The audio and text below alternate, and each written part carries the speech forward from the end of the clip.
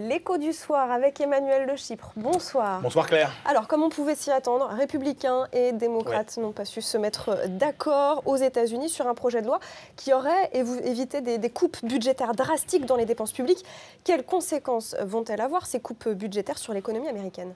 Elles vont en avoir surtout des conséquences sur cette administration américaine, puisque, on le sait, faute d'accord, Barack Obama est obligé à partir de 23h59 ce soir de signer directement tout un tas de lettres qui vont déclencher des coupes systématiques dans les budgets américains. Alors ça représente un montant d'à peu près 85 milliards de dollars d'ici le mois de septembre, puisque la fin de l'exercice fiscal, c'est septembre aux États-Unis, avec effectivement des budgets qui vont être pas mal amputés, 8% pour la défense, 5% pour tous les autres postes. Il n'y a que la santé qui finalement serait épargnée. Et puis alors, ça veut dire aussi mise au chômage partiel, évidemment, de tous les fonctionnaires qui travaillent dans ces secteurs. Alors, on va avoir notre lot de situations plus ou moins psychodramatiques. On se rappelle que la dernière fois, dans la même situation, par exemple, on s'était beaucoup inquiété du sort des animaux du zoo de New York, puisqu'il n'y avait plus personne pour s'en occuper. Et puis, on peut compter sur l'administration Obama pour un peu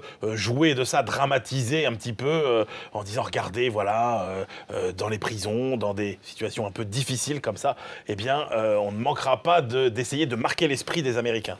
Concrètement, Emmanuel, est-ce que ce conflit budgétaire risque de casser la reprise aux États-Unis ? Alors, c'est évidemment la grande question. Ça va sans doute la freiner. Probablement pas la casser, d'abord parce qu'elle est quand même sur une dynamique relativement positive, cette économie américaine. Les consommateurs ont fait beaucoup d'efforts pour se désendetter, et donc résultat, ils retrouvent des marges pour dépenser. Les investissements des entreprises sont aussi bien positionnés parce que les entreprises sont dans une bonne situation financière. Alors au final, ça pourrait coûter quoi? Ça pourrait coûter peut-être un demi-point de croissance, donc au lieu d'avoir finalement 2,5, 3, on aurait plutôt autour de 2, 2,5. Le problème, c'est que pour nous, c'est très important, parce que c'est au-delà de ce niveau que l'Amérique peut avoir un véritable effet d'entraînement sur l'Europe. Donc pour l'Europe, c'est pas une très bonne nouvelle. On termine avec le chiffre du jour ? Oui, un petit chiffre du jour pour montrer que la SNCF se laisse parfois aller sur certains tarifs.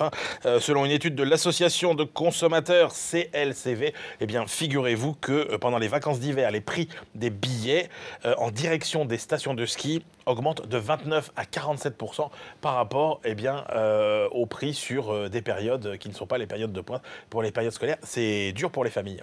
Merci beaucoup Emmanuel Le Chypre. C'était l'écho du soir sur BFM TV.